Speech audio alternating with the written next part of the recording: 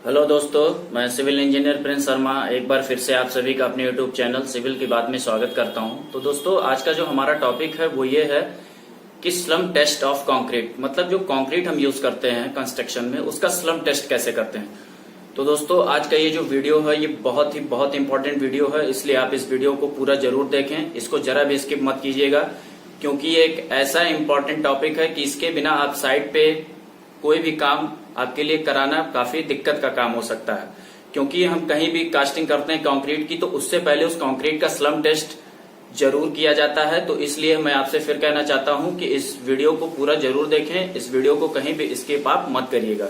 तो दोस्तों, अगर अभी तक आपने हमारे चैनल को सब्सक्राइब नहीं किया है तो जल्दी से सब्सक्राइब कर लीजिए और साथ ही साथ बेल आइकन को प्रेस कर दीजिए ताकि हमारी वीडियो सबसे पहले आप तक पहुंचे। तो चलिए देखते हैं। तो हमारा जो आज का टॉपिक है वो ये है कि स्लम टेस्ट ऑफ कंक्रीट, मतलब जो हम लोग कंक्रीट यूज करते हैं उसका स्लम टेस्ट कैसे करते हैं। तो दोस्तों, स्लम टेस्ट होता क्या है? तो स्लम टेस्ट जो होता है वो कंक्रीट के वर्केबिलिटी को बताता है कि मतलब कंक्रीट की वर्केबिलिटी क्या है। मतलब ये जो टेस्ट किया जाता है कंक्रीट के लिए, ये स्लम टेस्ट हम कंक्रीट का क्यों करते हैं, इसके पीछे का क्या रीजन है। तो कंक्रीट का जो स्लम टेस्ट करते हैं वो कंक्रीट की वर्केबिलिटी को ज्ञात करने के लिए किया जाता है, मतलब कि कंक्रीट की वर्केबिलिटी क्या है। तो इस चीज को फाइंड करने के लिए हम कंक्रीट का स्लम टेस्ट करते हैं। वैसे कंक्रीट के बहुत से टेस्ट किए जाते हैं, लेकिन जो सबसे इंपॉर्टेंट टेस्ट होता है वो स्लम टेस्ट ऑफ कंक्रीट होता है। तो इस टेस्ट को करने के लिए हमें एक विशेष प्रकार के ऑपरेटर्स का यूज करते हैं, जो कि फ्रस्टम के आकार का होता है। फ्रस्टम के आकार का मतलब आपने देखा होगा कि जैसे आपने बाल्टी देखा है, तो बाल्टी जो होता है ऊपर से भी कटा होता है, नीचे से भी कटा होता है। तो उसी टाइप का एक ये हमारा ऑपरेटर्स होता है, उसी के द्वारा हम लोग मतलब स्लम टेस्ट फाइंड करते हैं। तो इसका जो नीचे का जो डाया होता है वो 20 सेंटीमीटर होता है और इसके जो ऊपर का डाया होता है वो 10 सेंटीमीटर होता है और इस ऑपरेटर्स की जो टोटल हाइट होती है वो 30 सेंटीमीटर होती है। और इसके साथ साथ एक लोहे की रॉड का भी यूज करते हैं, जो कि 16 mm डाया की होती है और 60 सेंटीमीटर लंबी होती है। तो इस रॉड का जो मेन काम है, मतलब कि इसमें जब हम लोग कंक्रीट का टेस्ट करते हैं तो उसके दौरान कंक्रीट की कुटाई की जाती है, तो उसी कुटाई के लिए हम लोग इस रॉड का यूज करते हैं। तो चलिए देखते हैं दोस्तों कंक्रीट का स्लम टेस्ट कैसे करते हैं। तो सबसे पहले आपको क्या करना है कि जिस भी कंक्रीट का आपको स्लम टेस्ट करना है, जैसे मान लिया कि M20, M30, M35, M40, मतलब जिस भी ग्रेड ऑफ कंक्रीट का आपको मतलब स्लम टेस्ट करना है। जैसे मान लिया कि आप स्लैब कास्ट करवा रहे हैं या फिर बीम, कॉलम या फुटिंग कास्ट करवा रहे हैं, तो उससे पहले आपको कंक्रीट कास्ट करने से पहले उसका स्लम टेस्ट करना होगा। तो सबसे पहले आपको क्या करना है कि इस ऑपरेटर्स को अच्छी तरह से धुलकर साफ कर लेना है। धुलकर साफ करने के बाद उसके अंदर उसको सूती कपड़े से पोंछ लेना है। सूती कपड़े से पोंछने के बाद उसमें तेल या ग्रीस लगा देना है। तेल या ग्रीस इसलिए लगाते हैं क्योंकि उसके अंदर जो सतह है उसमें कंक्रीट टेस्ट के दौरान चिपके ना।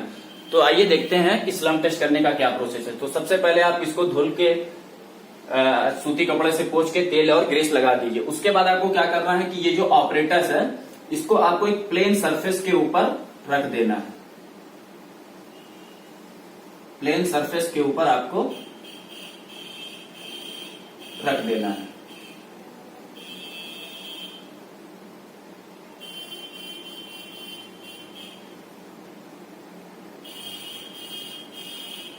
अब क्या करना है कि जिस कंक्रीट का आपको स्लम टेस्ट करना है उसका आप सैंपल ले लीजिए। तो दोस्तों, पहले आईएस कोड क्या कहता था कि स्लम टेस्ट करने के लिए आपको जो कंक्रीट फिल करनी है ऑपरेटर्स में वो 4 लेयर में फिल करनी है। लेकिन अब आईएस कोड ये कहता है कि अब हम लोग स्लम टेस्ट करने के लिए जो ऑपरेटर्स में कंक्रीट फिल करते हैं वो 3 लेयर में फिल करते हैं। तो जैसा कि आप जानते हैं कि इस ऑपरेटर्स की जो टोटल हाइट है वो आपकी कितनी है, 30 सेंटीमीटर है। 30 सेंटीमीटर। तो सबसे पहले आपको क्या करना है, कंक्रीट का जो सैंपल है उसमें उस सैंपल को ले लीजिए और इस ऑपरेटर्स में 10 सेंटीमीटर की हाइट तक, मतलब इस ऑपरेटर्स में 10 सेंटीमीटर की हाइट तक पहला लेयर कंक्रीट का आप फिल कर दीजिए। मतलब इस ऑपरेटर्स में सबसे पहले आपको 10 सेंटीमीटर की मोटाई की कंक्रीट की लेयर उसमें बैठानी है या मतलब भरनी है। तो इस प्रक्रिया के दौरान आपका ऑपरेटर्स हिलना नहीं चाहिए, सरकना नहीं चाहिए, मतलब उसमें किसी भी तरह का मूवमेंट नहीं होना चाहिए। तो आप जब इसमें 10 सेंटीमीटर का लेयर भर देंगे तो उसके बाद आपको क्या करना है कि ये जो आपकी टैंपिंग रॉड है, टैंपिंग रॉड से उसकी 25 बार कुटाई करनी है। तो इसमें 10 सेंटीमीटर मोटी लेयर भरने के बाद आपको टैंपिंग रॉड से 25 बार कुटाई करनी है। कितनी बार? 25 बार आपको कुटाई करनी है। तो जब 25 बार आप कुटाई कर देंगे तो फिर अगला प्रोसेस क्या है, आपको फिर 10 सेंटीमीटर का दूसरा लेयर डालना है इस ऑपरेटर्स के अंदर। तो फिर आप क्या करेंगे, उसी सैंपल का फिर 10 सेंटीमीटर मोटी कंक्रीट की लेयर आप इसमें डालेंगे और फिर वही प्रोसेस आपको टैंपिंग रॉड से फिर 25 बार कुटाई करनी है। लेकिन ध्यान रहे, जब आप दूसरा लेयर डालने के बाद टैंपिंग रॉड से जब आप कुटाई करेंगे तो वो टैंपिंग रॉड जो है वो पहले लेयर तक पहुंचना चाहिए। ये आपका मतलब ये स्लम्प टेस्ट का प्रिंसिपल कहता है। और पहली दूसरी लेयर डालने के बाद अब आपको क्या करनी है, फिर तीसरी लेयर डालनी। तो तीसरी लेयर की भी जो थिकनेस रहेगी वो आपकी टोटल 10 सेंटीमीटर ही रहेगी, क्योंकि टोटल हाइट जो है इस ऑपरेटर्स की 30 सेंटीमीटर है। तो तीसरी लेयर भी आप 10 सेंटीमीटर मोटी डालेंगे और उसके बाद स्टैंपिंग रॉड से उसकी 25 बार कुटाई करेंगे। और तीसरी लेयर की कुटाई करने के दौरान भी आपका जो टैंपिंग रॉड है वो पहले लेयर या दूसरे लेयर तक 100% जाना चाहिए, तभी कंक्रीट की अच्छी से कुटाई हो पाती है। तो जब तीसरे लेयर की भी कुटाई हो जाए तो उसके बाद क्या करना चाहिए कि ऑपरेटर्स के ऊपर जो बिखरी हुई कंक्रीट होती है उसको करनी से साफ कर देना चाहिए। मतलब आपने देखा होगा कि ऑपरेटर्स में जब कंक्रीट भरते हैं तो कभी कभी ऐसा होता है कि हमें मतलब एक फिक्स क्वांटिटी का मतलब क्या कहते हैं फिक्स क्वांटिटी का एक आइडिया नहीं मिल पाता है। तो इसके बाद हम लोग कंक्रीट को करनी से साफ कर देते हैं ऊपर की लेयर को और उसको करनी से प्लेन कर देते हैं। तो प्लेन करने के बाद अब आपको क्या करना है, अब जो आपका ये ऑपरेटर्स है इस ऑपरेटर्स को आपको धीरे धीरे ऊपर उठाना है, तेजी से नहीं, झटके से भी नहीं, धीरे धीरे ऊपर उठाना है। और जैसे जैसे आप धीरे धीरे इस ऑपरेटर्स को ऊपर उठाएंगे तो कंक्रीट जो है धीरे धीरे फैलेगी, मतलब धीरे धीरे नीचे गिरेगी। लेकिन नीचे गिरते गिरते एक समय के बाद वो स्थिर हो जाएगी। स्थिर हो जाएगी मतलब रुक जाएगी।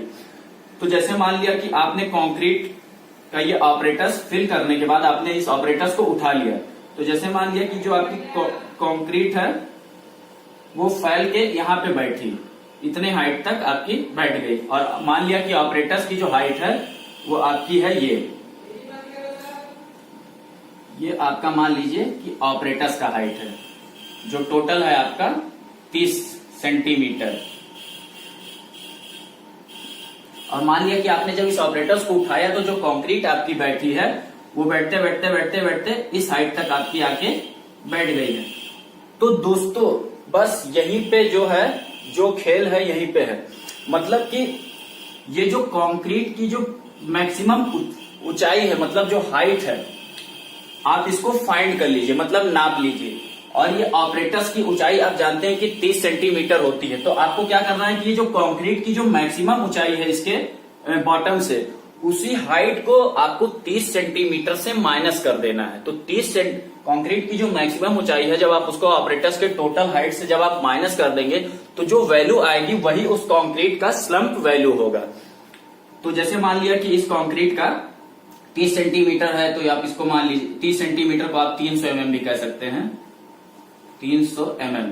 तो जैसे मान लिया कि इस कंक्रीट की जो टोटल हाइट है ये आपकी आ रही है 200 mm। तो अब आपको क्या करना होगा कि स्लम्प वैल्यू निकालना है। तो इसलिए स्लम्प वैल्यू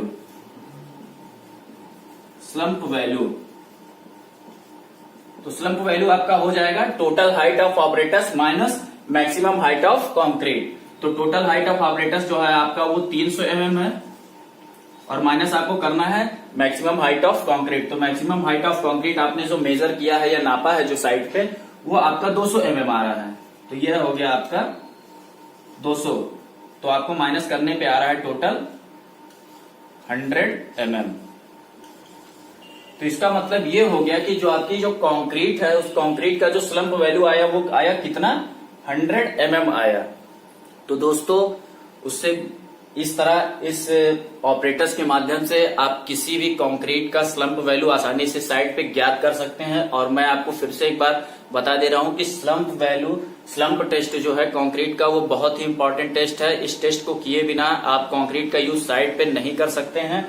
और मैं आपको कुछ ऐसे और भी एग्जाम्पल बता दे रहा हूं जिसके लिए स्लम्प के वैल्यू जो है वो क्या क्या है। तो वो ये होता है कि बीम और स्लैब के लिए जो स्लम्प का वैल्यू होता है वो 50 से 100 mm होता है। बीम और स्लैब के लिए स्लम्प वैल्यू 50 से 100 mm होता है। कॉलम और रिटेनिंग वॉल के लिए स्लम्प वैल्यू 75 से 150 mm होता है।